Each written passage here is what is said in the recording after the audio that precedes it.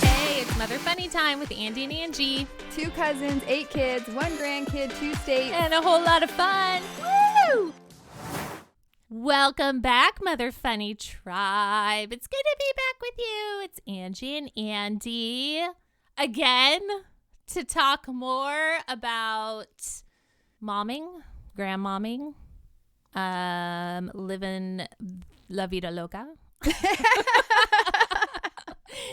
Angie, what are we talking about today? Well, I just want to say welcome back, Andie. Andie's back. Thank you. I'm back. You did a great job on the intro. I am so awkward doing the intros. You did great. You did great. It's just welcome back, Mother Funny Tribe. And I just say that really awkward at the beginning. So I'm glad you're back. Thanks. It was so fun with Jandy. And with Ryan. Jandy was hilarious. Oh, and she's great. For all of you moms, if you've not listened to the podcast with Jandy when we talked about multitasking, you definitely want to listen to it, especially with the absolute best quote of all time when she said, "Don't shit on yourself." Yes. And don't shit on others. I want to get shirts made with that. I know. That would be amazing. I've told so many moms about that, and everyone's like, that is the best quote ever. And yes, we need to have shirts and hats and logos. Everything. It'll be like, Mother Funny, don't shit on yourself. Yes, 100%. Andrea will Jandy will let us. Jandy would love to let us market her amazing saying. Yes. Guess what I just did with Jandy? What? Guess what we did? We ran a half marathon. What? Congratulations. I know, I just want to put that out there. That's huge. Because it was a huge thing for me. Because I'm not a runner, so it was exciting. And she was there, and it was fun. We had a good time. That's a huge thing for anybody. So congratulations. That's amazing. Did you guys run like side by side? No, like we started side by side, but they got ahead of us. But we finished like 5-6 minutes apart. So, but I ran with Chris and then she ran with another friend. So yeah, it was super fun. We finished it in the time limit. So that's what matters. We did it. Congratulations. Did you get a medal? We did get a medal. It's proudly, nice. Both of our medals are proudly displayed. So very exciting. Is it displayed next to your painting of the dog? It's close to Generalissimo. It's on a table near it. I almost hung them on Generalissimo. But isn't it funny that this half marathon, this big thing, of course, happens in May along with everything else? Why May? May is already busy enough. I could have used a June. I mean, I guess it's hot in June, but I could have used a June run. Especially with how much stuff we've had going on in our crazy lives. So, but let's talk about Maycember. Yes, that is the topic today. It's Maycember Moms because everybody, it's May, as you all know, because we're kind of in the middle of it. But guess what?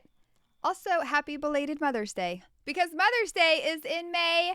And we just want to wish you guys happy Mother's Day. Happy half marathon day to Andie. Happy May Day. Can May Day be every day? Maycember. We are excited that it's May. There's so much to do for moms. Moms are on the go 24/7, 100% of the time. But then when it's May, it's like it gets amped up even more. It's like you have to keep your regular schedule. But then we're going to add in like a field trip or field day, splash day, Teacher Appreciation Week. Here's something for all the people who work in district offices who are listening to us or anyone that makes a school calendar. Want my recommendation? Put Teacher Appreciation Week in April. Yes. Because Good they put idea. it in May, but then you also are buying the teachers the end of the year presents at the end of May. So it's like the beginning of the May, you're appreciating them. Well, guess what? I think we can appreciate teachers in April. I do. I think that would be something that would help moms out 100%. I think we could even move it to March. because you're like, you've made it. You've got 2 months to go. Come on, teachers, you got this. Like running that final lap. We're cheering them on. May I use a marathon metaphor? Yes. We're cheering them on. So yes. But it's not. It's in May with all, like you said, it's if your kid is graduating to the next grade level or from school, like that's this month. If you have multiple kids, like my kids were always about 4 years apart, like grade-wise and age-wise. So we always had multiple graduations. We had one graduate from college, one graduate from high school. We'd have, it's a lot. And then you have your finals, you have your projects, your big projects. But in elementary school, let's talk about this because this always bothered me a little bit. Like I get it, but it always bothered me a little bit. The last 2 weeks of school, when we're all done, like we're ready to be out, they just have these nothing days, or at least the last maybe week. It's like water day. And so you have to get all the kids ready, get them all there for water day. And they don't do actually any learning or anything, but they have to be there because the district needs, they need to get paid, whatever. But there's no learning going on. There's nothing except for fun. And you're like, I could be on vacation right now. We could be. Yes. We could be at the pool, but no, now we got to go back for another end of the year sing along. Everybody get to the cafeteria at 1:00 because now everyone's going to sing summer songs. And now, there's just so much going on the end of the year. I think elementary school is a lot, but I know even high school, when they're ending, May is just banquet after banquet after banquet after banquet. It's a lot. The thing with elementary school, and see, again, the people who create the calendar and the teachers and everything, they're smart because they put even the celebrations, you celebrate, you have a celebration after each grade. So they do that the last week also. So it forces you to take your kids to school, even though you want to start vacation early because it's it's the second grade celebration. When they all get a certificate that says you are the helpful one in the class, you are the kind one, or you worked so hard. And they always do their celebrations and it's always the last week of school. And it's smart. Because it hooks you in. You can't leave. You can't miss field day. They hype up field day like you're talking about. Huge. So you don't want to be the family that misses field day because your kids have been looking forward to field day the whole time. So they wait till that last week of May when everything is, you're right. Learning is not going on. And every day, it seems like the last week of May, but I want to almost say the last 2 weeks of school that you have in May is a theme day. It's everybody wears red day. It's everybody dressed like a baseball player. It's everybody dressed like a character. It's always the dress up days, but it's not the hey, wear a hat to school day. It is the all out theme day every day for the last 2 weeks of school. And I'm really? But again, you want to participate because it's fun and your kids are excited. And I almost think it's when the kids are doing the end of the year tests, because that's totally going on right now in May.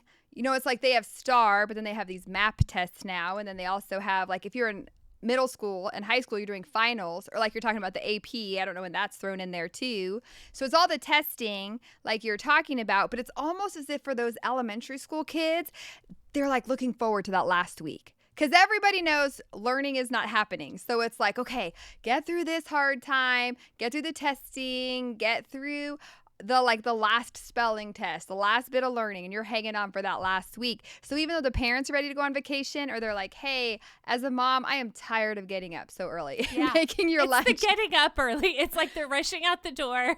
By the end of the year, the kids are getting a piece of bread for lunch. They're it's fine. Here's a cracker. I'll see you at 3. It's true. And it's so funny because today, even dropping off the twins, there were so many of us. Our kids were getting in as the bell was ringing. That's pretty typical for my kids, but there was a whole bunch of parents. Everyone's okay, I guess we're still doing this.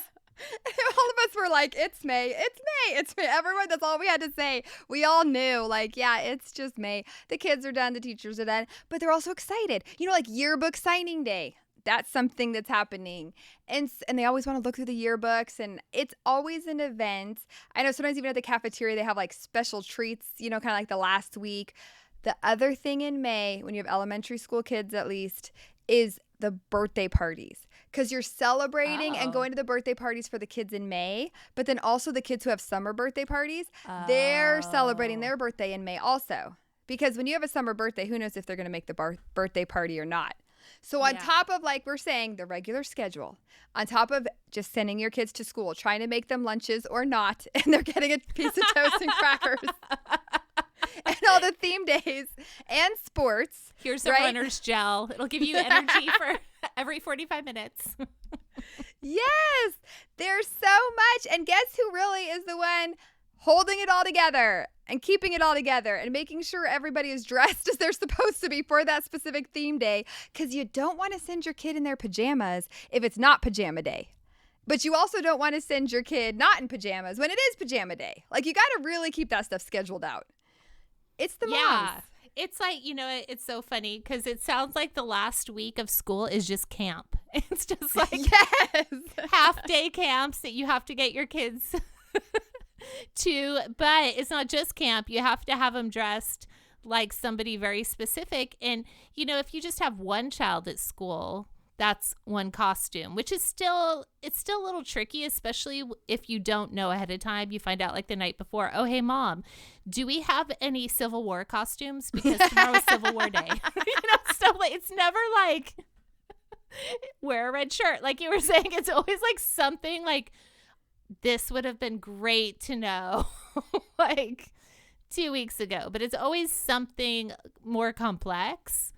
But if you have multiples, I can't imagine. Like you have two kids in an element. You kind of have your kids spaced out now, but you had 3 in elementary at one time, right? Yeah, and even though Brooklyn's in intermediate school, they still do some of those theme days also. Whether the kids participate or not, it's kind of like half do, half not, you know? So you're trying to figure out, like, are you going to do this theme day? Are you not?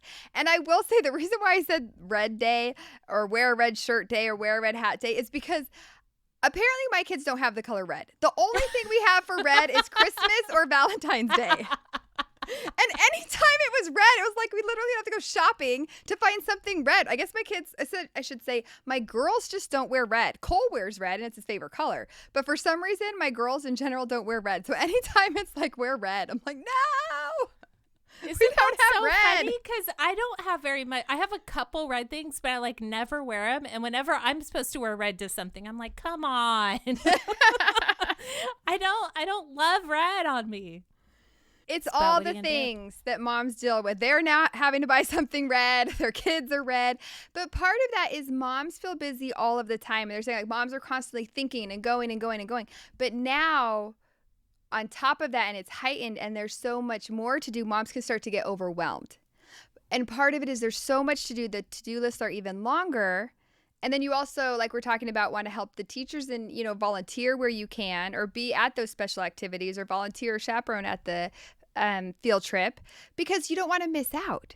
So there's kind of that balancing act because as we know, it's really hard for moms to find balance to figure out, I want to participate or I want to see my child at their graduation or receive that certificate, or I want to be there at field day, but then also to know, wait, if I do all of this, am I going to become too overwhelmed and then burn out?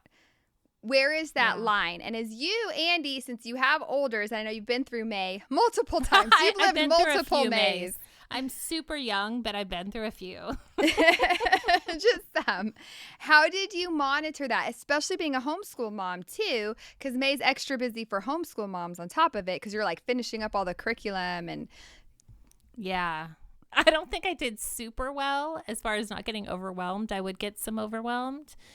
But I think just for me, it's when I'm feeling overwhelmed of taking a minute and making sure that like I have time to go get a coffee or do anything that like really relaxes me Like I do my best to get back into that zone, just to bring down the anxiety and the stress and just being, I mean, for me, when there's so much going on that I have to do, if I don't have to necessarily be somewhere, I just kind of shut down because I feel like this overwhelm, like there's so much to do that I just shut down. And what I have to do is like take a step forward to keep moving. So sometimes that's what it is. Like if I have my list, I'll make a list.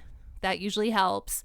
And the more overwhelmed I am, the simpler my list gets that I get to check off. It'll do something like brush teeth. And if I can check that off, that helps. So that helps me to keep moving forward. But yeah, there's days when there's so much coming or things I need to do or things swirling around that I'll just be like, I guess I'm going to sit on the couch and watch Netflix because I'm freaking out right now. And this is making everything worse because I should be accomplishing. And that's when I'll make myself like make a list. And, you know, I like the whole treat method. Get a little treat. If I go here, there's a Starbucks nearby and I can get a coffee. If I go here, there's this and I can have that. So that helps. A lot of it is really fun.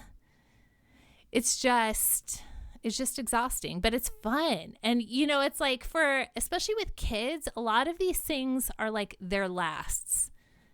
You know what I mean? Like the things they do in elementary school in the younger grades, they're not going to do in the older grades.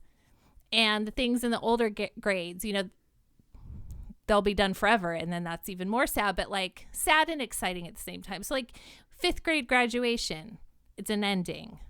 You moving up. Junior high, moving up. Like it's all these endings. So you're like, you want to be there and you want to just take in as much as you can without being, I feel like you don't need to take it all the way into where you make yourself depressed. Because I think that's like some moms like feel like such a weight of their baby growing up that they almost mourn the whole time. And I think there is some mourning that's appropriate, but like looking forward to what's ahead, or that this is the goal. The goal of your children is to grow up, is to have these successful lives. And by successful, I mean like they're happy, healthy members of society. You know what I mean? Able to love people, love God. Like that's our goal. And so when they make those milestones, like that's exciting.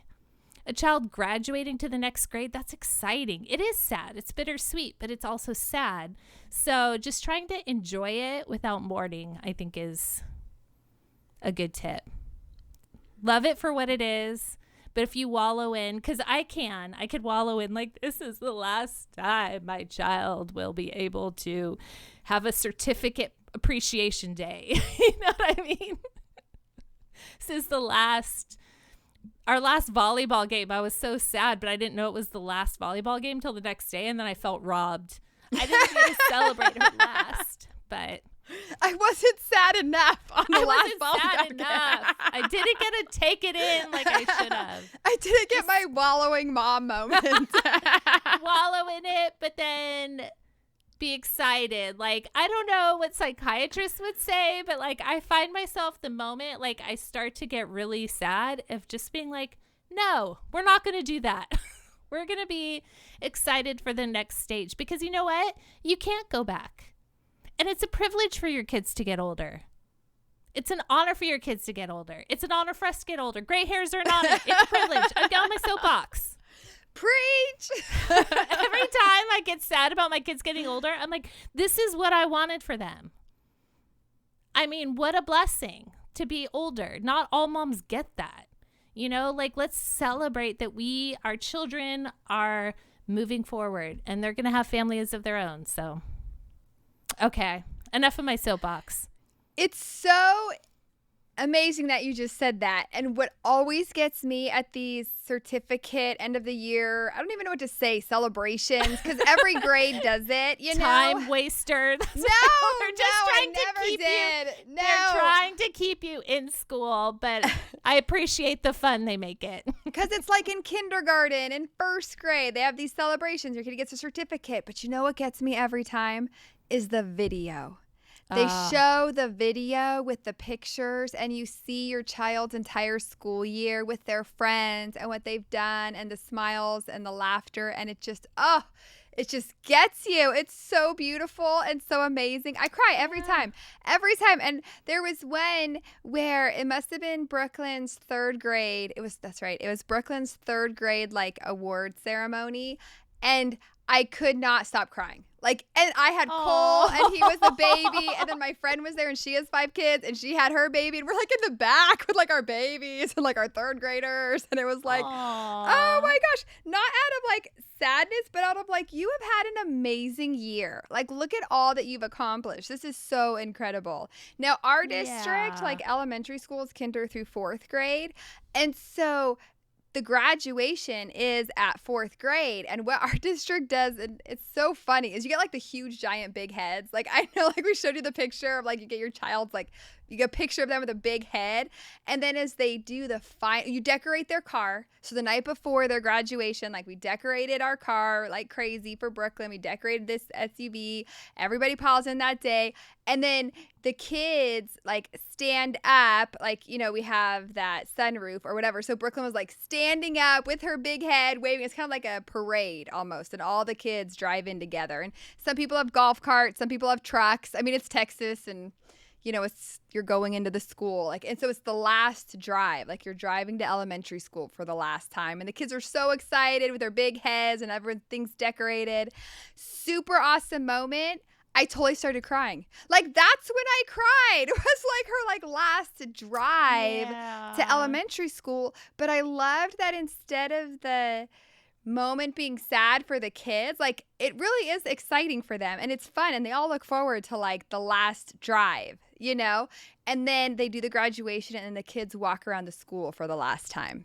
And so like the parents were holding all their big heads and like waving their big heads as like the kids all walk by. And it's this moment of like, oh my gosh, it's their last time walking around the school, you know, and walking through the classrooms, and all the kids in the other grades line up in the halls. And they like cheer them on, and the parents are on the outside. And it's these touching, amazing moments. But like you're saying, that is the part of life. Like, be excited and celebrate it. Like, take in that sadness. Maybe not wallow, or if you do wallow, be aware. Yeah, like, you should be able to be sad. There is a mourning, but that's okay. Wallow for a little bit, but also you want to be excited for your kids because they're excited and they're also sad. Like, that's part of it too, is helping your kids deal with the emotions of like, I'm graduating, and the sadness that comes with it. Especially I would think for high school. I don't have a high schooler yet, a child who's graduating high school, but to know like, wow, this is an end of an era. Especially at high school, because they all know like we're all going to different colleges or trade schools, or we're going to take a leap year, gap year. We're going to have a February 29th this year. Just so you know.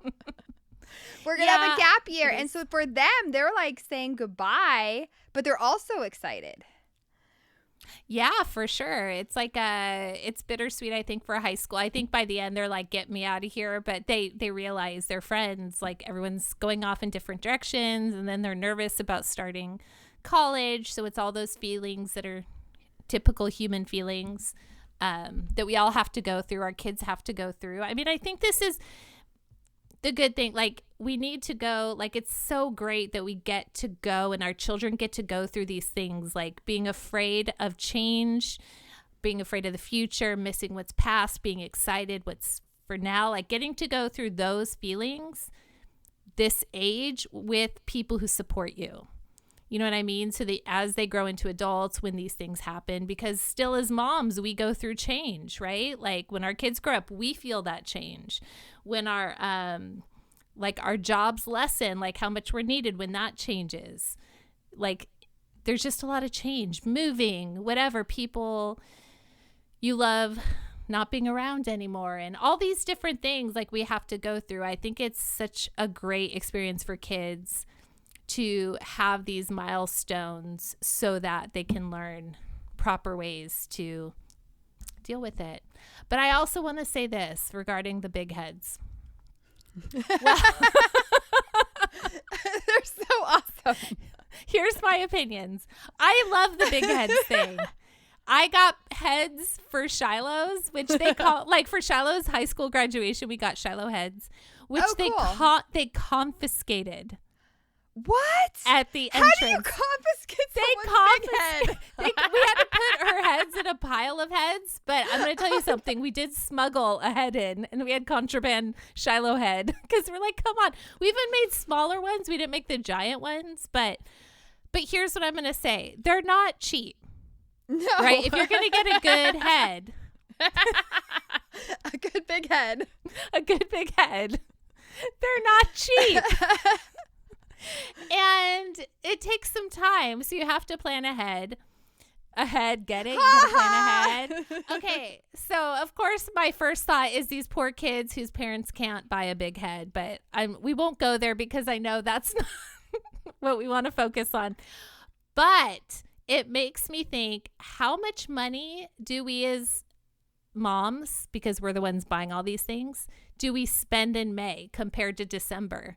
And how much do you think that matches up?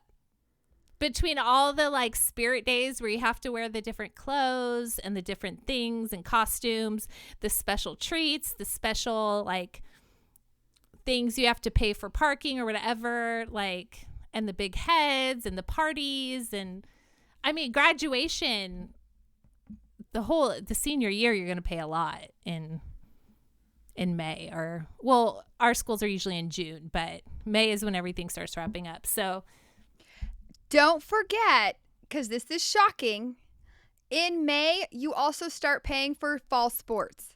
So on top of May, you're also now paying for fall sports.